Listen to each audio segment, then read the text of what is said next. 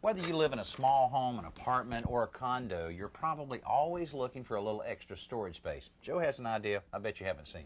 Well, here's an idea I like, Danny, because not only does it utilize an old piece of furniture, this is in a drawer I got from a dresser that was on its way to the junkyard, but it utilizes space under a bed, which is great for storing things. Most beds are about 6 to 8 inches up off the ground, so you can use this drawer for storage underneath. That's a great idea.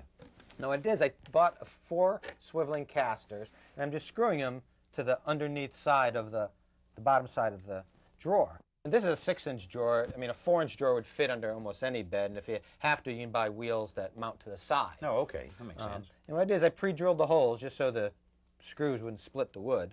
And these are just 3/4 inch screws. I'm gonna drive them right in. And you only need 2 screws is plenty to hold it. Yeah, you're not going to have a lot of weight in there, I No, guess. hardly any. And you want to be able to slide it out. That's the other good thing about using swiveling casters is the drawer will slide really well, roll really well, even on the carpet. Oh, I like even being able to use the hardware there. Yeah, if the you old keep drawer. the handle on there, it makes it easy to pull it right out. Yeah, that's great. Well, I guess I can see where that could be used for toys or any kind of clothes or almost any kind Shoes, of storage. they always get clogged up in the closet. Right. And if the bed wasn't against the wall, you could really utilize that all the way around the 3 sides of the bed. And here's the best part. Once you have it stored in, it's completely hidden from view.